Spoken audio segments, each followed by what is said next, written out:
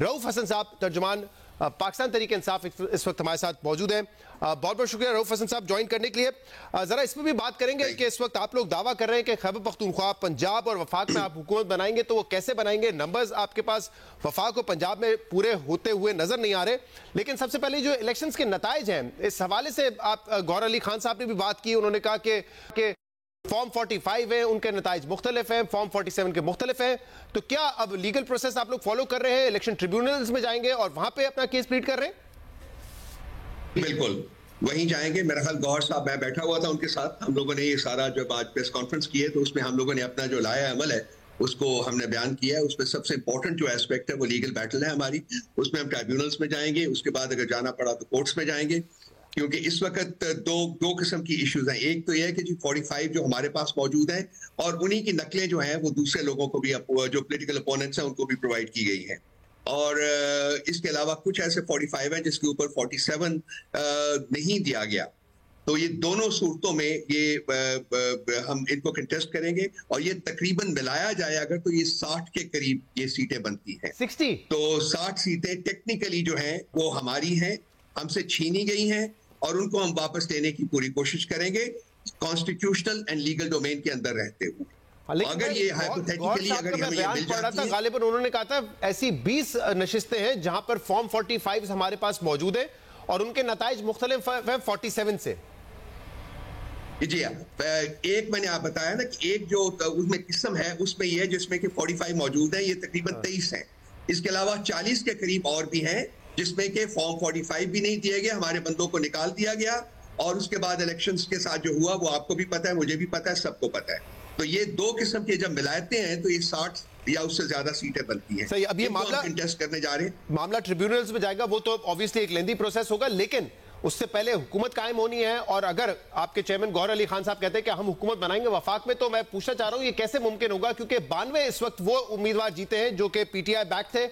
अगर आप इसमें एमडब्ल्यूएम की एक सीट शामिल कर लें या शायद एजाजुल हक साहब आपका सपोर्ट कर ले तो 94 हो जाएंगी। तो फिर भी आपको किसी ना किसी एक बड़ी पार्टी की जरूरत होगी हुकूमत बनाने के लिए, जो कि हो सकता है कि पीपल्स पार्टी और नूरी के साथ आप बैठेंगे नहीं। तो क्या इशू है वो ये है कि इसमें लीगल पॉइंट है कि अगर हम लोग ये सारा कुछ ट्राइब्यूनल्स पे लेके जाते हैं तो क्या इन केसेस की ट्राइब्यूनल में मौजूदगी के ऊपर क्या ये पॉसिबिलिटी होगी, लीगल पॉइंट बनेगा कि जो फॉर्मेशन ऑफ गवर्नमेंट्स है उस प्रोसेस को थोड़ा सा पेंड कर दिया जाए कुछ देर के लिए? क्योंकि ये बहुत लार्ज नंबर है, ये 2-4 सीटों की बात नहीं है, 5-6 सीटों की बात नहीं है, ये 60 से ज्यादा सीटों की बात है।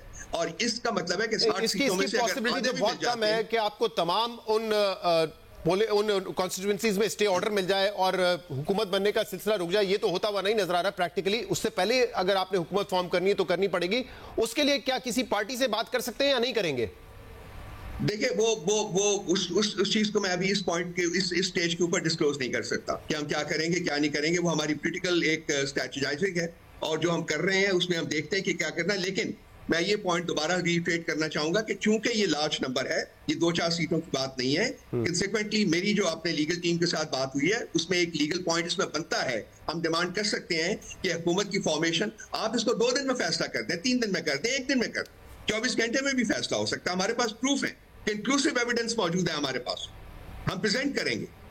हाँ, अगर उनकी तरफ से डिले होती है तो वो और बात है। हमारी तरफ से जो प्रूफ है हमारे पास उसकी प्रेजेंटेशन में डिले नहीं होगी, तो उनके बस में है, वो 24 घंटे में फैसला करते हैं। साहब ज़ाहिर है जो आपके एतराज़ात हैं कि जो फॉर्म 45 है उससे करस्पॉन्ड नहीं कर रहा है फॉर्म 47 और फौरी तौर पर फैसला किया जाए, ज़ाहिर है आइडियली तो यही होना चाहिए कि, और मुतादिद ऐसी कॉन्स्टिट्यूंसीज हैं जिसमें फौरी तौर पर होना भी चाहिए, सलमान अकबर राजा साहब हों, दीगर मामलात हों, उसमें उनकी तरफ से एतराज़ हो रहा है। मगर अगर प्रैक्टिकली ऐसा नहीं होता तो आपके पास इस वक्त इंडिपेंडेंस के साथ भी एक फेयर चांस है, आपके पास मेजॉरिटी मौजूद है सिंगल लार्जेस्ट पार्टी के तौर पर मरकज में, तो आप फौरी तौर पर इंगेज नहीं करेंगे दीगर जमातों के साथ कि कम से कम ये मौका अभी फिलहाल ना चला जाए कि हम वक्त पर हुकूमत बनाने का, क्योंकि आपके पास बगैर किसी अलायंस के बना नहीं सकते, और अगर किसी और ने बना लिया क्योंकि दीगर पार्टीज कर रही है निगोशिएट, तो आपके पास ये मौका आपके हाथ से चला जाएगा।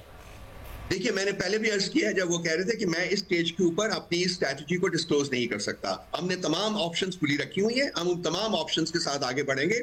हमारी प्रायोरिटी जो है इस वक्त है कि जो हमारे लेजिटिमेट क्लेम्स हैं तकरीबन 60 सीटों के ऊपर जो हम फील करते हैं कि हमें मतलब इलिजिटिमेटली हमें डिप्राइव किया गया उन सीटों से, वो हम फाइट करेंगे, वो हमारी टॉप प्रायोरिटी है। मगर जैसे अभी हमारी पीपल्स पार्टी के रहनुमा मुराद अली शाह साहब से बात हो रही थी, उन्होंने भी कहा कि हमारे पास सारे ऑप्शंस खुले हैं एज ऑफ नाउ। इस वक्त जो सीटों का चार्ट है उसमें वाज़ेह नजर आ रहा है कि ना नून लीग पीपल्स पार्टी के बगैर हुकूमत बना सकती है, ना ही तहरीक इंसाफ पीपल्स पार्टी के बगैर हुकूमत बना सकती है। आप स्ट्रेटजी ना डिस्क्लोज करें, बट जितनी पब्लिकली अवेलेबल इंफॉर्मेशन है उसके मुताबिक तो पीटीआई और पीपल्स पार्टी के दरमियान कोई राब्ता है ही नहीं। तो राब्ता ही नहीं है तो फिर स्ट्रेटजी कैसे आगे बढ़ेगी? मैं आपकी इंफॉर्मेशन या लैक ऑफ इट के ऊपर कमेंट नहीं करूंगा। मैं अपनी जो स्ट्रेटजी है वो डिस्क्लोज नहीं करूंगा। तो बाकी मैं दोबारा अर्ज कर देता हूं, हमारी टॉप प्रायोरिटी जो है वो ये है कि हमें हमारा लेजिटिमेट शेयर जो है वो मिलना चाहिए। तो उसके लिए हमने सबसे पहले वही कोशिश। आपकी बातों से तो ऐसा लग रहा है कि शायद कहीं ना कहीं राब्ता है आपका बड़ी पार्टीज के साथ भी। आपके साथ तो पहले भी मेरी सुनवाई है, मैं इसको बिल्कुल रिस्पॉन्ड नहीं करूंगा जी। इतना बताइएगा कि हमें रहने दीजिए। गौर खान साहब से जब हमारी इलेक्शन से पहले बात हुई थी, उन्होंने कैटेगोरिकली कहा था कि नून लीग और पीटीआई और पीपल्स पार्टी तो पीटीआई के लिए ऑप्शन हो ही नहीं सकती है। तो अभी उस स्ट्रैटेजी में ऐसा एक फ्लेक्सिबिलिटी है कि पीपल्स पार्टी ऑप्शन हो सकती है? देखिए, we are the largest party, आपने खुद कहा है, हमारे पास सबसे ज्यादा सीटें हैं। हमने पूरी कोशिश करनी है कि हमने हुकूमत बनाए सेंटर में। हमने आज भी प्रेस कॉन्फ्रेंस में भी हमने बहुत कुछ कहा है। उसके अलावा हमारी इस वक्त कोर कमेटी की मीटिंग भी हुई है, उसमें भी डिस्कस किया गया है। हम अपने ऑप्शंस जो हैं वो इस वक्त डिस्क्लोज नहीं करना चाहेंगे। हमने एक ऑप्शन अपना डिस्क्लोज किया था, वो बंदा ही उठ गया था। अब रऊफ साहब ये बताएं ना, जैसे अब खैबर पख्तूनख्वा की मिसाल ले लेते हैं, वहां पे तो आपकी 2/3 मेजॉरिटी है, तो वहां पे भी किसी पार्टी में शामिल होकर बतौर पार्टी आप चीफ मिनिस्टर इलेक्ट करेंगे या आजाद उम्मीदवारी एक आजाद चीफ मिनिस्टर को इलेक्ट करेंगे? देखिए, वो हमने फैसला किया है, कल हमारी मीटिंग हुई है, उसमें हमने ये फैसला किया है कि हम अपनी पार्टी का केस फाइट करेंगे।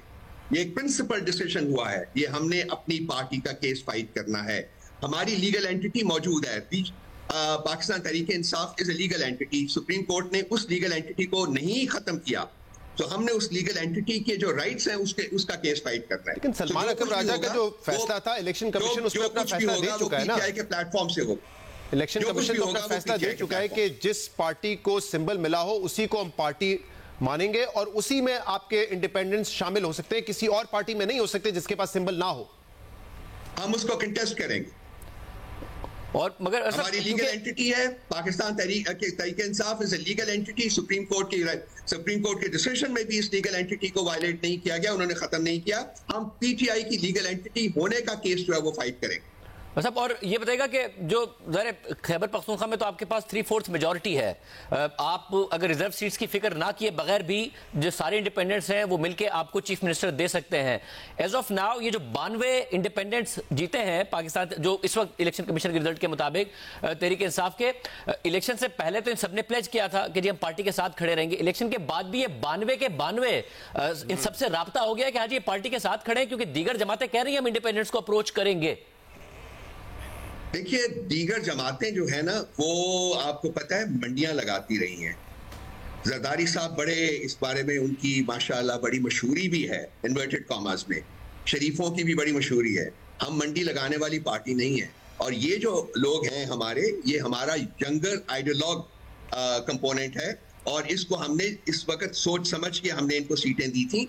और मेरा नहीं ख्याल कि ये लोग बिकाऊ माल हैं या इनके ज़मीर इतनी आसानी से खरीदे जा सकते हैं जितना कि सो कॉल्ड इलेक्टेबल कम्युनिटी जो थी, अनफॉर्चुनेटली जो हमारी पार्टी में आई थी, अनफॉर्चुनेटली हमारी पार्टी में आई थी, उसकी वजह से हमें शर्मिंदगी उठाना पड़ी है।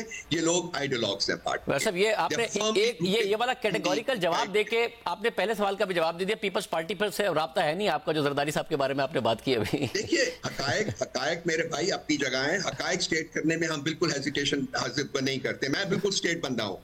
मैं आप पहले भी जिस प्रोग्राम्स में मैं आता रहा हूं, मैं I don't hide my sentiments, I don't hide my feelings, मेरे हैं अपनी। लेकिन पार्टी पोजीशन जो है, पार्टी के जो फैसले होंगे जब हो जाएंगे तो फिर हम सब अबाइड। अच्छा, एक टेक्निकल नुक्ता भी है, क्योंकि एक जो प्लान जो जिस पे आप पहले भी कह चुके हैं कि हाँ दूसरी पार्टी से हमारी बातचीत है, अगर कोई और ऑप्शन नहीं काम करता तो हम सारे उस पार्टी में शामिल हो जाएंगे। लेकिन क्या किसी नई पार्टी में शामिल होकर आप रिजर्व सीट्स ले सकेंगे? क्योंकि रिजर्व सीट्स की जो लिस्ट है वो तो पहले से प्रोवाइड करनी होती है और बतौर आजाद उम्मीदवार तो कोई लिस्ट नहीं प्रोवाइड की जाती। अब मिसाल के तौर पे मैं मिसाल दे रहा हूं, आप एमडब्ल्यूएम में शामिल हो जाए, क्योंकि आज गौहर साहब ने कहा है उनकी नशिस्त हमारी उनकी है, तो एमडब्ल्यूएम ने भी कोई लिस्ट पहले से तो नहीं दी होगी इलेक्शन कमीशन को कि ये 15-20 लोग हैं जो शामिल होंगे, तो टेक्निकली क्या फिर भी रिजर्व सीट आपको मिल सकती है अगर आप किसी और पार्टी में शामिल होंगे? तो देखिए, इन्हीं फैक्टर्स को जिनका आपने जिक्र किया है, इन्हीं फैक्टर्स को सामने रख के हमने ये फैसला किया है कि हम पीटीआई का केस फाइट करें, हम पीटीआई के प्लेटफॉर्म का केस फाइट करें सर। इसलिए यानी किसी और पार्टी में शामिल होकर रिजर्व सीट हासिल करना कानूनी तौर पर टेक्निकली आसान नहीं है, सादा नहीं। जो आपने एक पार्टी का नाम लिया है, अगर हम उस पार्टी के साथ आगे बढ़े तो चूंकि उन्होंने कोई अपना फीमेल कैंडिडेट जो है वो नहीं फील्ड किया था, इसलिए उनका right to claim their quota of seats from the reserve seats वो नहीं बनता। तो और भी मसाइल हैं, इसीलिए हमने फैसला किया है कि हम अपनी पार्टी का केस लेके आगे बढ़ेंगे और उसको मेरिट के ऊपर फाइट करेंगे। एक बहुत बहुत शुक्रिया रऊफ साहब। इसको जरा एक दफा, रऊफ साहब है हमारे साथ जी? रऊफ साहब इसको एक दफा दोबारा एक्सप्लेन कर दीजिए, क्योंकि आप ये कह रहे हैं कि एमडब्ल्यूएम ने क्योंकि अपनी कोई रिजर्व सीट्स की लिस्ट नहीं दी थी खवातीन के हवाले से, तो अब उनके पास ये कानूनी ऑप्शन होगा या नहीं होगा? नहीं, मैंने ये अर्ज किया कि नहीं होगा। देखिए, जब आप कोई फील्ड ही ना करें, खातून उनके प्लेटफॉर्म से कोई फील्ड नहीं हुई एज ए कैंडिडेट जी, तो उसके बाद वो उनका जो राइट होता है क्लेम द कोटा वो नहीं होगा, खत्म हो जाता। तो फिर ये पार्टी तो नहीं हो सकती, फिर इसका मतलब दूसरी पार्टी की तरफ देख रहे हैं। अगर कोई भी नाम ले लिया था तो इसलिए मैंने कहा कि हम अपना केस जो है पीटीआई का केस जो है वो मेरिट पर फाइट। जी, लेकिन मैं कह रहा हूं कि एमडब्ल्यूएम के अलावा आप कोई भी ऐसी छोटी पार्टी ले लें जिसके पास 1 या 2 सीटें, तो उनके पास तो वुमेन का कोटा उन्होंने तो नहीं दिया होगा 15-20 खवातीन का, तो इसका मतलब सारी पार्टीज ही रूल आउट हो जाएंगी जो छोटी पार्टीज है। नहीं, ऐसी पार्टीज हैं जो कि छोटी पार्टीज हैं लेकिन उनका कोटा बंद। मतलब मिसाल के तौर पे एक और मिसाल दे देता हूं, एजाजुल हक साहब की पार्टी है, उनके पास 1 नशिस्त है, अब उन्होंने कोई 10-12 खवातीन की लिस्ट तो नहीं दी होगी 1 नशिस्त पे। No comment. अख्तर मेंगल साहब की पार्टी भी है, उन्होंने अख्तर मेंगल साहब की पार्टी भी, अख्तर मेंगल साहब की भी 1 सीट है, उनके पास भी 12 खवातीन की लिस्ट नहीं होगी। तो और भी बड़ी है पार्टीज, आप लेते जाए नाम। I am not asking you to disclose any information, मैं कह रहा हूं कि देखिए ये जो आपने कहा कि एमडब्ल्यूएम के साथ एक कानूनी मसला है, कानूनी सुकम है, तो वो उस हर पार्टी के साथ होगा ना जिसकी 1 या 2 सीटें होंगी।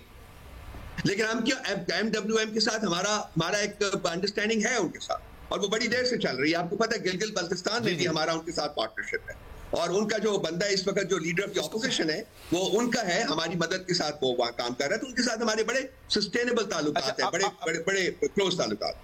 क्या ऐसा तो नहीं है कि कोई ऐसी पार्टी है जिसके पास 1 या 2 नशिस्तें हो इस वक्त, लेकिन उन्होंने कोई तवील लिस्ट जमा करवाई है क्योंकि उनकी अंडरस्टैंडिंग आपके साथ पहले से हो गई थी? देखिए, जिस पार्टी के पास राइट है ना, जो राइट बनता है, अगर हम उस पार्टी के साथ थियोरेटिकल बात कर रहा हूं, जिनके पास राइट है क्लेम करने का अपना कोटा, तो जब उनमें हमारे पदे शामिल होंगे तो वो कोटा जो है वो ऑटोमेटिकली बढ़ जाता है। सही है, वहां कोई प्रॉब्लम नहीं होगा। तो कोटा बढ़ाया जा सकता है। प्रॉब्लम सिर्फ इस पॉलिटिकल पार्टी में है जिनका राइट ही नहीं बनता सिरे से। आप ये कह रहे हैं कि जो रिजर्व सीट्स का कोटा बढ़ाया जा सकता है कानूनी तौर पे, जब लोग आ जाएंगे तो ये इलेक्टेड लोग के तौर पे ट्रीट होंगे ना। अगर हमारे 93, 94 या 100 जब वहां जाता है तो फिर उसी प्रोपोर्शन में हमें सीटें मिलेंगी ना, सीट्स।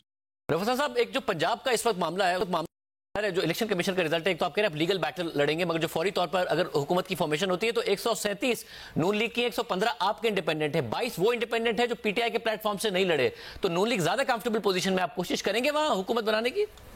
बिल्कुल करेंगे मेरे भाई, बिल्कुल करेंगे। हम पंजाब में करेंगे, केपी में हमारी हुकूमत बन चुकी हुई है वर्चुअली, और सेंटर में करेंगे। सेंटर में हम लार्जेस्ट पार्टी हैं, हम उनकी मेजॉरिटी को पंजाब में कबूल नहीं करते, इसलिए कि वहां भी हमारा क्लेम है कि हमारे वहां भी फॉर्म 45 जो हैं उनको वायलेट किया गया, तो वहां भी हमने केस लेके जाना है। आज वो तकरीबन हमारे पास को 54 है, वो 54 सीटें जो कंटेस्टेड सीटें हैं जिनको हम कंटेस्ट करें। सही है, बहुत बहुत शुक्रिया रऊफ हसन साहब हमारे साथ मौजूद है।